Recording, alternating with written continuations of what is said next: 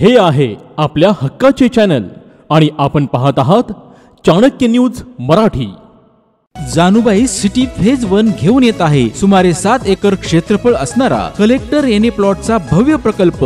हीच ती वेळ योग्य प्लॉट घेण्याची। फलटण पासून 4 किलोमीटर अंतरावर निसर्गरम्य वातावरणात सर्व सुखसोयीयुक्त प्लॉट। Janubai city phase 1। आमचा पत्ता जाधववाडी झिरपवाडी रोड, गुंडगे तालीमच्या शेजारी। संपर्क क्रमांक अमोल सस्ते 87 93 29 91 49 आणि मंगेश खंदारे 70 38 55 72 18। वर्ण साथ मिळत अरे यार हिंमत असली तर ये चल, मी अपक्ष उभा करतो, तू अपक्ष कर, चल काय झालं पार्टी सर पवार नाही आहे का हिंमत? चल ये चल, तू छत्री घे आणि तू कुत्रा घे।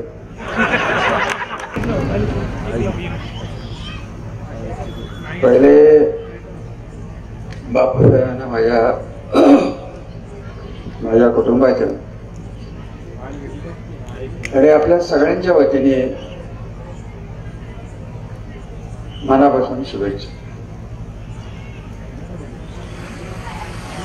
हा कार्यक्रम आपल्या प्रचाराच्या दृष्टीने आम्ही संजू बाबांनी सगळ्यांनी आमदारांनी काही निर्णय घेतले होते ते तालुक्याच्या गटातल्या प्रमुख ठिकाणी जाऊन भूमिपूजन संजू बाबांनी आमदारांनी करावे आणि संध्याकाळी प्रमुख ठिकाणी आपलं त्या गटापुरतं आपल्या तालुक्यापुरतं झालेल्या विकासाची पावती मागण्यासाठी गटातले सर्व प्रमुख कार्यकर्ते सगळी गावं बोलवावी असा दौरा आखण्यात आला होता आणि त्याच दौऱ्याचा एक भाग म्हणून बापूसाहेबांचा वाढदिवस अशी बापू म्हणाला की जर करायचाच असेल तर कोणावर गटातल्या पूर्व भागातल्या माझ्या वाढदिवसाच्या तिथं माझ्या बारकाच्या गावातला होईन हा कार्यक्रम घ्यावा म्हणून आज हा कार्यक्रम घेतला गेला। माझ्या समजुतीने राज्याचे चॅनल्स इथं उपस्थित आहेत। मला साधारणतः दुपारी 1:30 वाजता एक 10-20 फोन प्रमुख चॅनल मधनं आले की तुम्ही काही अजितदादांना सोडून तिकडे चाललाय का? हो नाही काय बोलायचं हे मला काही सुचना, कारण ही चर्चाच कधी नव्हती। चर्चाच झाली नाही, ही चर्चा राज्यभर आज पसरली। कदाचित असं दिसायला लागलंय की आपले जे विरोधक आहेत त्यांनीच मुद्दामी बातमी दिली असेल की रामराजांची ब्यात जाते तिकडे तुतारीकडं, तर आपल्याला इथं कमळावर उभं राहता येईल असं तर नसतं। आणि ह्या मंडळींना हे असं करायची हे अत्यंत घाणेरडी सवय।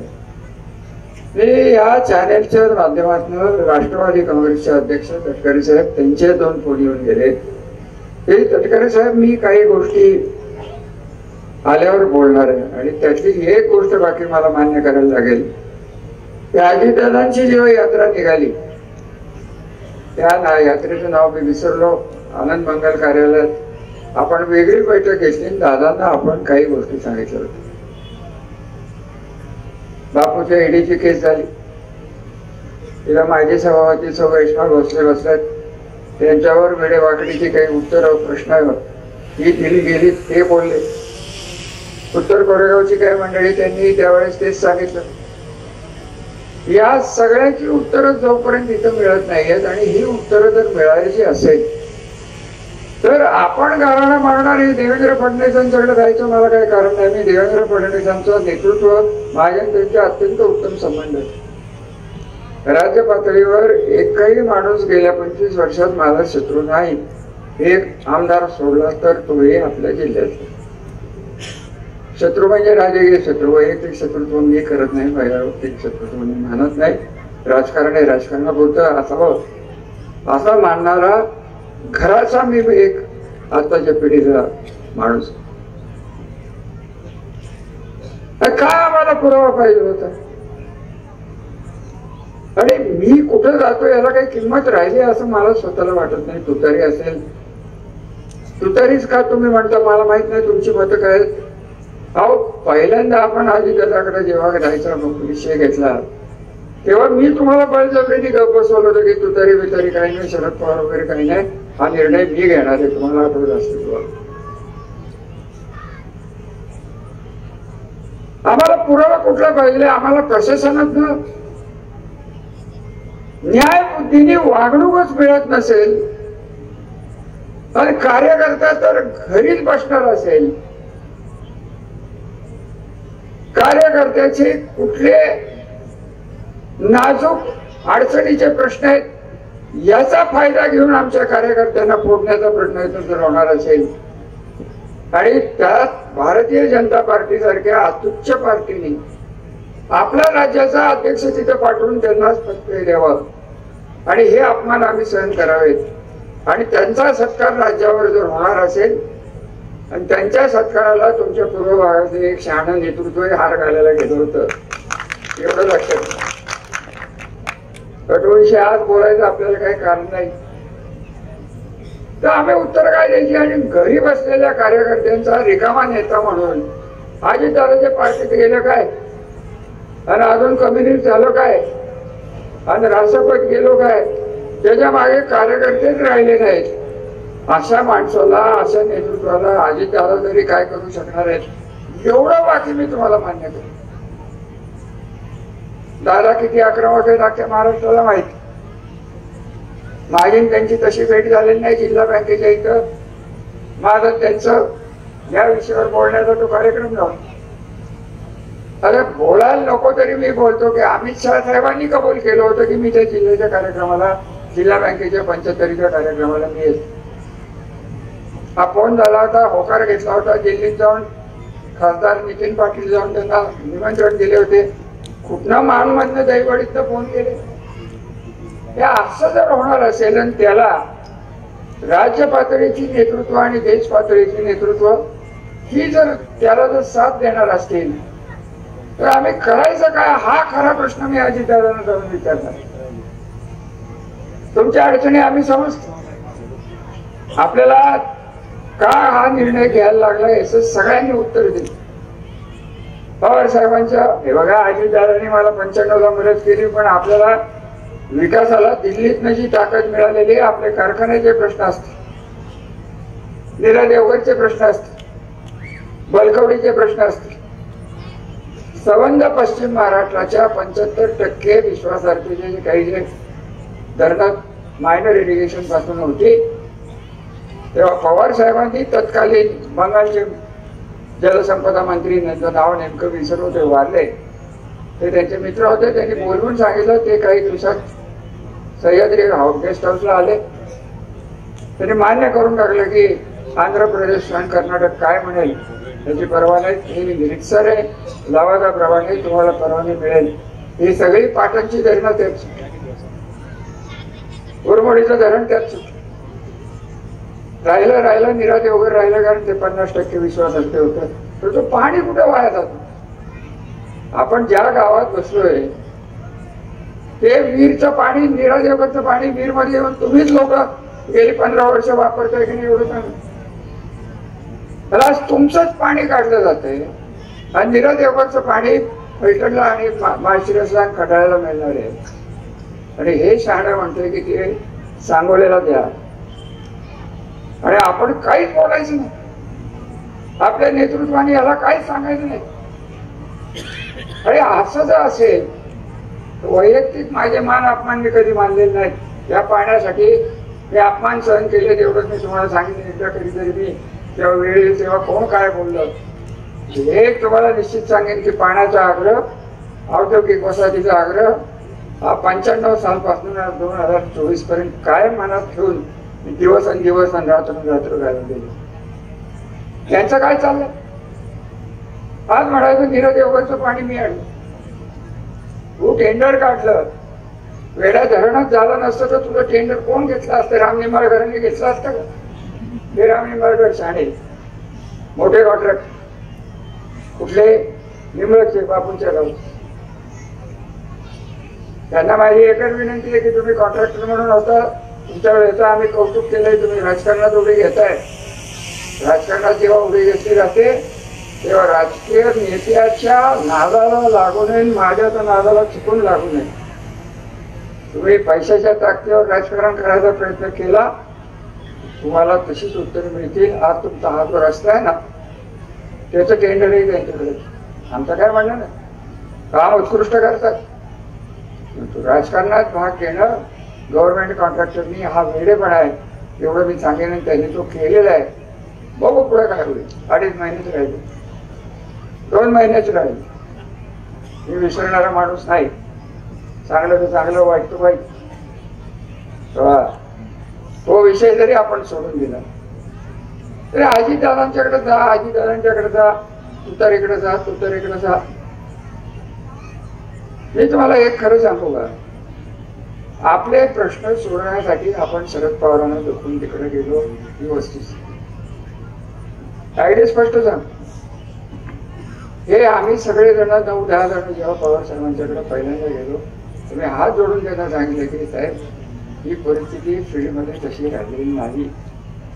माझ्या स्वतःवर वयाच्या 75व्या वर्षी हे आणि मानचे आमदार यांनी खंडणीचे गुन्हे आणि किडनॅपिंगचे गुन्हे लावायचा प्रयत्न पुणे जिल्ह्याच्या आर्थिक गुन्हे शाखेत केले. ही माझ्यावरची परिस्थिती. तेव्हा तर मला वाटतं मी सभापती होतो. राज्याच्या सभापतीला 8 टाकाची तयारी या दोघांची.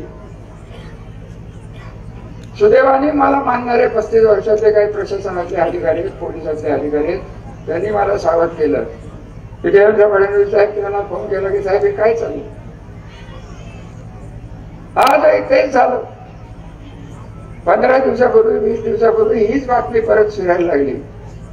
रामराजे आज जाणार आहेत, आज जाणार आहेत, तो आज जाणार आहे. कोण करते त्या दमदाट्या? आम्हाला थांबवणारच की नाही का? आम्हाला वाटायला लागले की आम्हीच पाकिस्तानात गेलोय का काय? आम्हाला वाटायला लागले. याचा न्याय आपण आपल्या नेत्याकडे मागायचा. शरद पवार तर हे अत्युच्च पातळीवरचे नेते, त्यांना काय, मी काय बोलणार शरद पवार साहेब? तर मी त्यांना विनंती केली होती की साहेब, जे काय घडते त्यासाठी आपल्या भूमिकेचा आपण पुनर्विचार करावा आणि आम्हाला आपल्या आशीर्वादाने तिकडे जावा, याचा बाकी मी साक्षीदार आहे. आजच्या त्या सभेत जो अजेंडावरच विषय नाही तो राज्यावर कसा गेला याचा शोध पहिल्यांदा मी घेतला. हे आताही मला त्यांचेच फोन येत आहेत. मी तुम्हाला एकच सांगेन की तुमच्या भावना तीव्र होत जाणार आहे. उत्तर कोरेगावने तो जाहीरच करून टाकलंय आणि त्याला काय उत्तर देऊ? हा उपसभापती बंडू संजय साळुंखे 3,500-4 हजार मतांनी निवडून आलेले लोकप्रतिनिधी, ते विकास साळुंखे, हे तिकडचं एक पद्धतशीर काम करणारा नेता, 5-6 हजाराचं काम, पैसे वाटायला ते आपल्यातले एक शहाचं कार्ट, ते कोरेगावकराचं कार्ट, यांनी नावं घेतली नाही पण मला काय घालायचं, ते पैसे वाटत फिरतायत. यांनी त्यांना अडवलं, यांनाच शिव्या घालतायत आणि यांच्यावरच केस होते. आणि 22 आता ह्याला करणार काय? सत्तेत जाऊनही इलेक्शन मध्ये ही पद्धत जर होणार असेल तर सत्ता आपल्या कामाची नाही. आपल्याला, मला स्वतःला, पवार साहेबांना देव मानतो, अजितदादांना तेवढंच मानतो. अजितदादांचे गुण जे आहेत त्याचा विचार करून, भविष्याचा विचार करून आपण हा निर्णय घेतला. पण माझा कार्यकर्ता हा माझ्या राजकारणाचा नव्हे तर माझ्या आयुष्याचा केंद्रबिंदू आहे आणि केंद्रबिंदू जोपर्यंत सुरक्षित राहत नाही तोपर्यंत माझी काय भारतीय जनता पार्टीची भावना नाही. मोदी साहेब त्यांचं काय व्हायचं ते होतं, आपल्याला काय त्याच्याशी घेणं नाही. अमित शहा साहेब आदरणीय आहेत. खरं सांगायचं तर सहकार कारखान्याचे इन्कम टॅक्स कोणी माफ केले असा जो प्रश्न विचारला तो बाळासाहेब अमित शहानी केलेला आहे. आपल्याला मान्यच करायला. काँग्रेसला जे जमलं नाही ते त्यांनी केलं. त्याचं कारण ते स्वतः अहमदाबाद जिल्हा बँकेचे संचालक होते. परंतु जोपर्यंत दिल्लीत एक भारतीय जनता पार्टी आणि साताऱ्यात एक नवीनच भारतीय जनता पार्टीचं पिल्लू जे माणमधनं सुरू होत आहे, ज्याचं एक शाखा ही फलटण मध्ये आहे आणि त्यांना जोपर्यंत ताकद मिळते तोपर्यंत अजितदादांना आम्ही प्रश्न विचारणारच की आम्ही काय करायचं हे तुम्ही आम्हाला सांगा. एक सांगा तरी की हे थांबणं शक्य नाही. भारतीय जनता पार्टी माझं ऐकते का नाही ऐकते आम्ही आमच्या पद्धतीने बघू. माझं काही शरद पवारांची भांडण नाही, माझं मोदींची भांडण नाही, माझं देवेंद्र फडणवीसांची भांडण नाही. माझ्या तालुक्याचं तर मला बघायचे अधिकार आहेत की नाही. बाकीचं सगळं सोडून द्यावं. पाणी काय जाते सर एक लक्षात घ्या. या निरेच्या पहिला तालुका कुठला आहे तर खंडाळा, दुसरा कुठला आहे वीटचा पहिला तालुका कुठला आहे फलटण आहे. तर फलटण जर असेल आपणच ठरवलं तर पाणी पुढे जाऊन द्यायचं नाही तर जाईल का पुढे. कायदा हातात घ्यायची वेळ आली तरी करू. परंतु आमचं न्यायाचं पाणी अहो नीरा देवळचं पुनर्वसन केलं कोणी.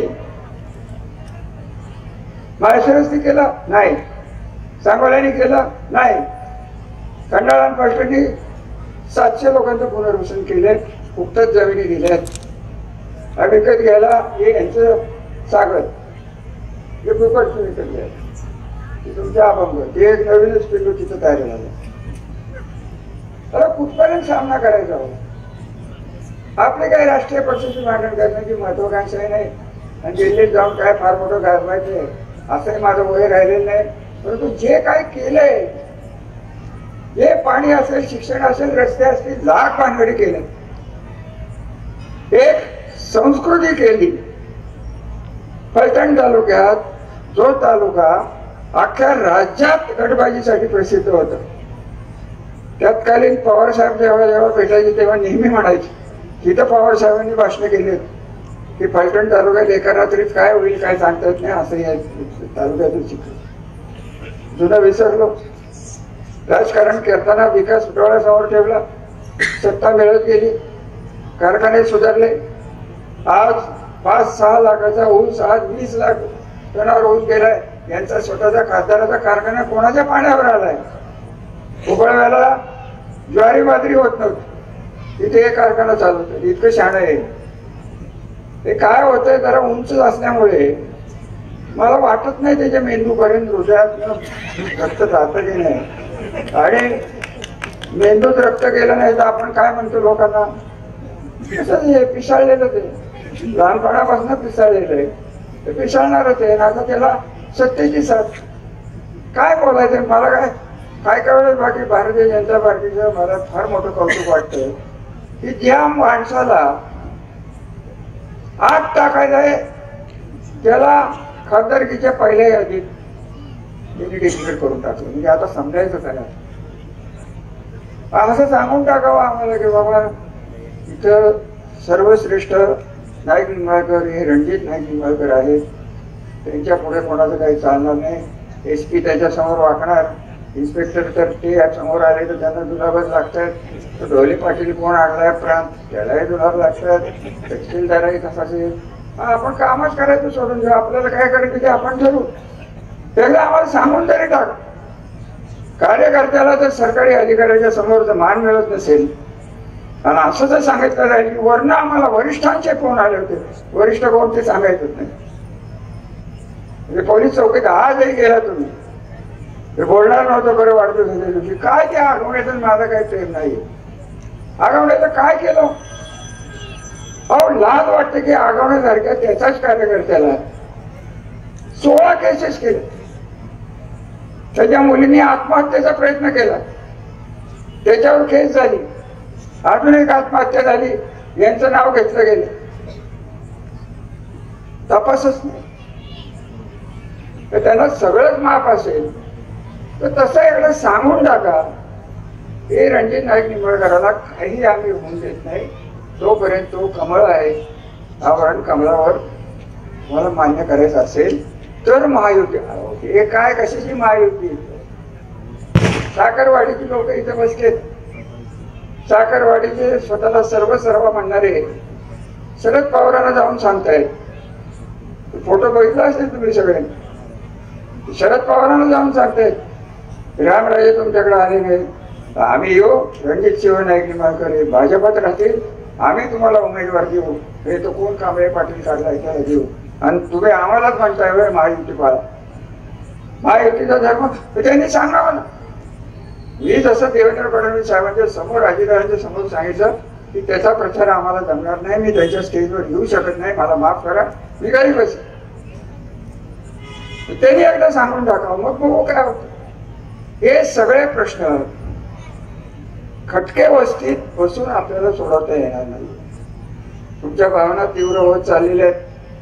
मी 30 वर्षात पहिल्यांदा बघतोय की मी म्हणतो ते विचारपूर्वक तुम्ही कधीच मान्य केलं नाही, भावनेने तुम्ही मान्य केलेलं आहे की रामराजांच्यावरचा विश्वास आहे हा, की तो जो निर्णय घेतील हा माझ्या भल्यासाठी होईल. हे सर्वसामान्य कार्यकर्त्याला पटत होतं. आज मला तुम्ही सांगताय की तू तरीकडे जा. हा मोठा ऐतिहासिक क्षण फलटण तालुक्याच्या राजकारणात आलेला आहे. आणि कार्यकर्त्यांनी जेव्हा ते सांगितलेलं असतं ते नेत्याच्या कानावर घालणार आणि योग्य तो निर्णय घेणार. एवढं बाकी मी तुम्हाला या निमित्ताने सांगू इच्छितो. आज बऱ्याच चॅनलचे निराशच झाले असतात. सगळे याच्यात कोण किती बसले मला नाही माहिती. माझ्या महागामध्ये एक तर चॅनलवर नाही दिसत नाही. मला कसला माझा कट्टा असतो त्याच्यावर सभापती असल्यापासून बोलवतात. म्हटलं नको बाबा, माझा कट्टा आपलं पैठण कट्टा आहे, बरं आहे, नको तुमचा कट्टा. आम्हाला काय करायचं आहे, कट्टा नको, पट्टा नको, काय करू नका, फक्त पैठण तालुक्याला पट्टाही लावून द्यायला. एवढं बाकी निश्चित. रणजित नाईक निंबाळकर हा क्षण तुमच्या लक्षात येतो. 30 वर्ष खपून आपण तालुक्याचं पूर्ण वैभव आणलं आणि ह्या माणसाच्या हातात जर आपण दिलं तर काय होईल? तुमचा प्रत्येकाचा आगमन होईल. प्रत्येकाचा. ऑलरेडी 3 जण आहेतच. एक विलेवाडीचा आगमन नंबर 2, एक विलासराव नंबर 3 आणि चौथा सुमंतळीचा. 4 आगावणे. 1, 2, 3, 4 ओळीनी आहेत. तुम्हाला रांगेत जायचं असलं तर भूषण मराठीकडे मला काय करायचं, मला मोकळं करा. तर तुम्हाला निर्णय मागायला की तुम्हीच एकदा मला सांगून टाका की रामराजे तुमच्या बडबडीचा आणि तुमच्या विकासाचा नेता त्याचा मला कंटाळा आला. 30 वर्ष आम्ही तुमचं ऐकलं. आता आम्हाला नाईक निंबाळकर बदलायचा आहे कारण तो दिसायला फार देखणा आहे. ते हो श्लोकीला लागतात. अहो त्याच्या आजोबांनी 67 साली इतकं ते विचित्र आहे. अरविंद मेहता बसले तिथं. शिवाजीराजांच्या इलेक्शन मध्ये तिकीट दिलं नाही म्हणून जे फलटण तालुक्यात बंद झालं त्यात निळकंठराव नाईक निंबाळकरांना 6 वर्ष शिक्षा झालेली. त्यांचं आमचं पटो न पटो परंतु घर म्हणून जेव्हा एखादं होतं तेव्हा निळकंठराव झाले आमच्या बरोबर राहिलेले. एवढी अक्कल यात नाही. त्याला नादाला लागते ते तिकडे कुठे गेलं ते आठवत आलं. अहो 6 आमदारांचा खासदार हा त्यांचा बॉस. त्या माणच्या आमदाराचं पिशवी घेऊन भाऊ काय झालं, काय करू, रामराजे आता म्हणले. आपल्या कॅनॉल कमिटीवर जयकुमार मेंबर होते हे माहितीये का तुम्हाला? एका पत्रकाराने लिहिलं का ते? एक विश्वास भोसले होते. ते तर काय न विचारलेलं काल तुम्ही म्हणला संजय बाबा ऑक्टोबर मध्ये सगळी चांगली माणसं जन्माला येतात. विश्वास भोसले काल परवाच जन्माला आले. प्रल्हाद पाटील पण आहे. आता काय करायचं का? आता कशाशी चांगलं वाईट. अरे साखरवाडीच्या भागात 6 तारखेला मागच्या दारांनी इकडच्या दारांनी पाटील माझं वाटलं गेलं. 15 महिने मला पगार गेला नाही तरी पाटील हे आम्हाला खरं झालं जमत नाही. हे पाटलाचं गुण हे रेड्डीचे गुण आम्हाला थोडे तरी पुढील जन्मात मिळावे. हे काय न करता मतं कशी घ्यावी त्याच्या त्या दोघांची काय केले, काय बोलण्यापलीकडे काय करू शकत नाही. वर्ण साथ मिळेल. अरे यार हिंमत असली तर ये चल, मी अपक्ष उभा करतो, तू अपक्ष कर, चल काय झालं. पार्टी शरद पवार नाही आहे का हिंमत, चल ये चल, तू छत्री घे आणि तू कुत्रा घे.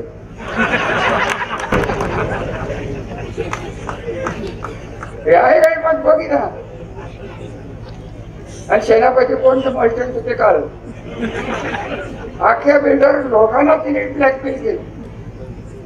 400 केसेस फलटण शहरात. काय विकासाचं काम, 308 नावाचं कलम आहे, ते कलेक्टरकडे गेले की ते कामच थांबतं. किती सांगू त्यांचं, काय सांगू राज्याला की आमचं दुर्दैव आहे की बाळा आमच्याकडे जन्माला आली, आमच्या घराण्यातून जन्माला आली आणि आमच्या जोरावर बसली. अरे त्यांचं जर काढायचं म्हणलं कशाला काढाकाढी करायची. तुम्हाला एक मी या निमित्ताने सरळ सांगतो, मी सासवडले हेच बोललो.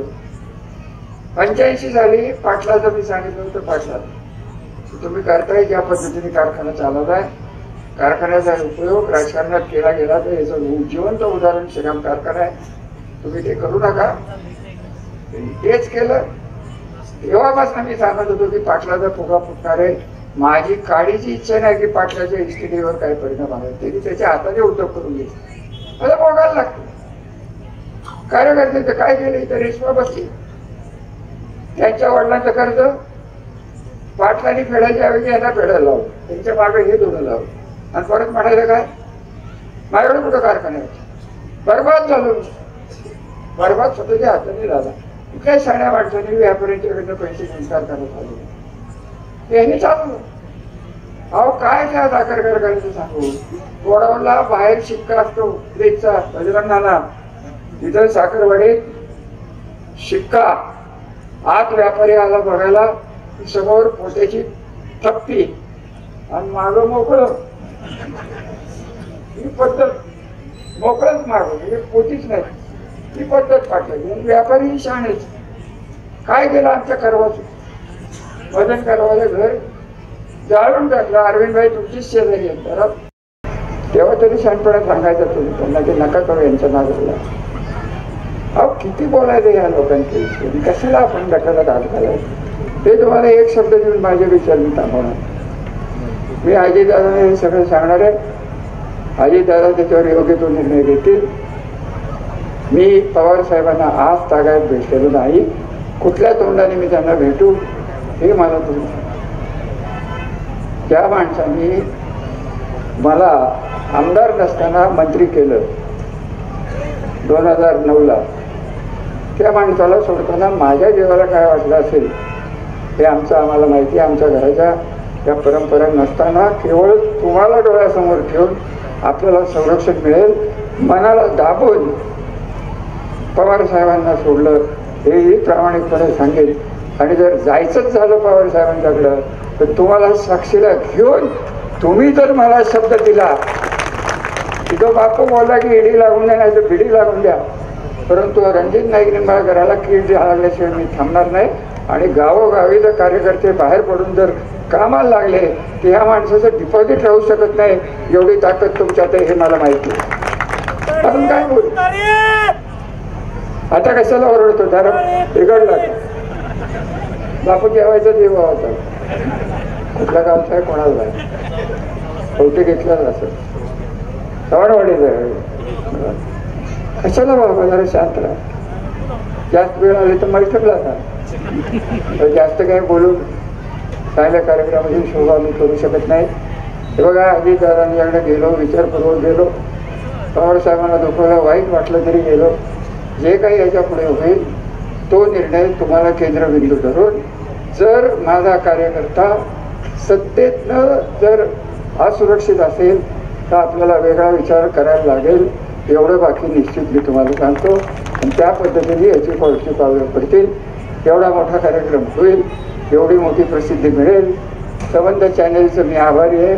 तुमची निराशा केल्याबद्दल I am very much sorry. की तुम्हाला वाटत होतं NDTV पासून सगळ्यांचे फोन. अहो काय आमचं ते हो एवढं. आम्ही कुठं कोपऱ्यात, सातारच्या कोपऱ्यातला हा तालुका त्या जोडला खंडाळ्याला, तिथनं बाहेर काढलं, सोडलं उत्तर कोरेगावला. ती लोक दुष्काळी, आपण दुष्काळी, मान दुष्काळी, खटाव दुष्काळी, ते राहिलं बाजूला. राहिले बोलतात तिकडे राजकारण झालं.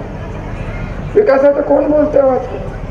जाता जाता मी तुम्हालाच एक प्रश्न विचारून जातो. आज दुपारी मी 1:30 वाजता 2:30 वाजता जेवत होतो. माननीय मोदी साहेब तिथं आले, हेलिकॉप्टरवरून आले, विमानातून आले. त्यांनी जी उद्घाटनं आतापर्यंत केली त्यातली किती उद्घाटनं ग्रामीण भागात होती आणि किती उद्घाटनं ही मुंबई आणि मुंबईच्या परिसरात होती याची आकडेवारी तुम्हाला काढता आली तर तेवढं माझ्यापर्यंत करा. 10,000 कोटीच्या खाली मुंबईत चालली आहे. म्हणजे आम्ही काय जनावर आहे मुंबईच्या विरुद्ध? मला काय बोलायचं कारण नाही. आपल्या लोकांनाही मुंबईने जगवले. म्हणजे शेवटी होणार आहे काय की 800 खासदार जेव्हा होते तेव्हा आपल्या जिल्ह्याचे आमदार आणि खासदार कमी होणार आहेत. सगळा राजकीय बॅलन्स हा मुंबई, पुणे आणि नाशिक. आत्ताच 125 आमदार किती लागतात, किती 144 किती राहिले. आणि हे जोपर्यंत डिस्पॅरिटी जी तयार झालेली आहे ती लोकसंख्येच्या आधारावर आम्ही मतदान घेणार, आम्ही मतदार संघ करणार, हे जोपर्यंत होत नाही शेवटी सत्तेचं राजकारण आहे. 144ची बेरीज झाल्याशिवाय सत्ता येत नाही हे आपल्याला मान्य करायला लागेल.